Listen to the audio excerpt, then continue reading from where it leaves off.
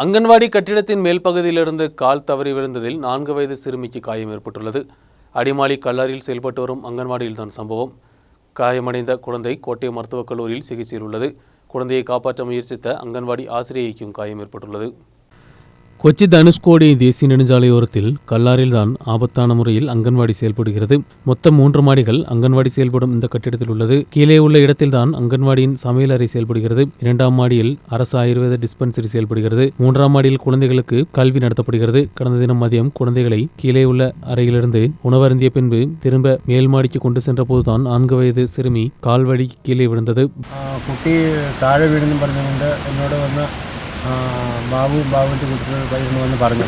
അതിപ്പം ഞാൻ ഓടി ചെന്നപ്പം കൊച്ച മൊത്തം നനഞ്ഞ് ബ്ലഡ് തലത്തിൽ ഇങ്ങനെ വന്നുകൊണ്ടിരിക്കുക. അപ്പോൾ എന്നാ പറ്റുമെന്ന് പറഞ്ഞ് കൊച്ചു 3 താഴെപ്പോയെന്ന് പറഞ്ഞു.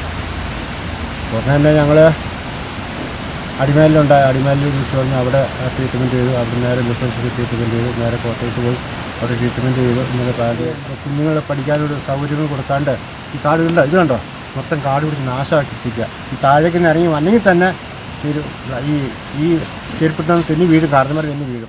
ஆண்டோ அனிஷா தம்பதிகளின் மகள் மெரினா தான் கீழே விழுந்து காயம் ஏற்பட்டது. தலையில் பலத்த காயமடைந்த மெரினா கோட்டை மருத்துவக் கல்லூரியில் சிகிச்சையில் உள்ளார். குழந்தையை காப்பாற்றுவதற்கான முயற்சிக்கிடையே அங்கன்வாடி ஆசிரியைக்கும் கீழே விழுந்து காயம் ஏற்பட்டது. காலில் காயமடைந்த ஆசிரியை அடிமாலி தாலுகா மருத்துவமனையில் சிகிச்சையில் உள்ளார். சம்பவத்தில் எதிர்ப்புடன் பெற்றோர்களும் பொதுமக்களும் മുൻവന്നனர். വീഴാണ്ടിരിക്കാനും മറ്റുള്ള സൗകര്യങ്ങളും ഗേറ്റ് സഹിതം അംഗൻവാടി താഴെ നിലയിലുണ്ട്.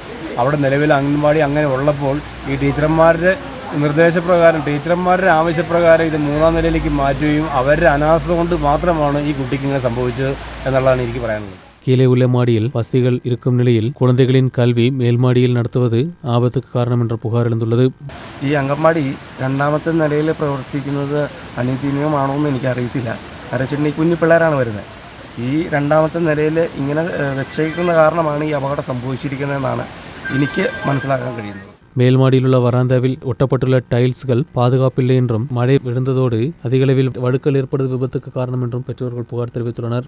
തെന്നിത്തെറിച്ച് കിടക്കുന്ന വഴി ഇതിലൂടെ വേണം ഈ കുഞ്ഞുങ്ങളും ഇവിടെ ഒരു ആയുർവേദ ആശുപത്രിയുണ്ട്. പ്രായമായിട്ടുള്ള ആൾക്കാർ വരുന്നൊരു വഴിയാണ്. അവർക്കൊന്നും ഇതിലൂടെ ഇറങ്ങി നടക്കാൻ പറ്റില്ല. പഞ്ചായത്ത് ഇത് ശ്രദ്ധിക്കുന്നില്ല. അതുപോലെ തന്നെ ആ ടൈലിലൊരു പാസേജിലിട്ടേക്കുന്ന ടൈലിലൊരു ഗ്രിപ്പ് പോലും ഇല്ലാത്ത ടൈല്, വെള്ളം നനഞ്ഞാൽ തെന്നി വീഴും. അതിലൂടെയാണ് ഈ കുട്ടികൾ നടന്നു കയറി പോകുന്നത്.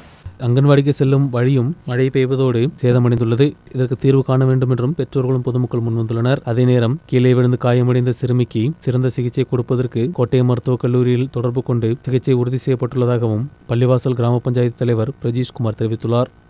മെഡിക്കൽ കോളേജിലെ ഡോക്ടർമാരുമായിട്ട് സംസാരിക്കുകയും അവിടെ ഏറ്റവും മികച്ച ചികിത്സ തന്നെ കൊച്ചിൻ്റെ പെട്ടെന്ന് തന്നെ കൊച്ചിന് ആരോഗ്യം മെച്ചപ്പെടുന്ന നിലയിൽ മെച്ചപ്പെട്ട ചികിത്സ ലഭ്യമാക്കാൻ വേണ്ടിയുള്ള എല്ലാ ഇടപെടലും ഇവിടെ നേരിട്ട് നിന്ന് നടത്തുകയും ചെയ്തിട്ടുണ്ട്. ദാരുണമായ സംഭവമാണ് ഇന്നലെ ഉണ്ടായത്. 2018 മുതൽ ഈ അംഗനവാടി പ്രളയത്തിന് ശേഷം അവിടെ പ്രവർത്തിച്ചുകൊണ്ടിരിക്കുകയാണ്. എന്താണ് സംഭവിച്ചത് എന്നത് സംബന്ധിച്ച് വിശദമായി പരിശോധിച്ച് വേണ്ട തുടർ നടപടികൾ അടിയന്തരമായി തന്നെ സ്വീകരിക്കുന്നതാണ്. News bureau, Adimali.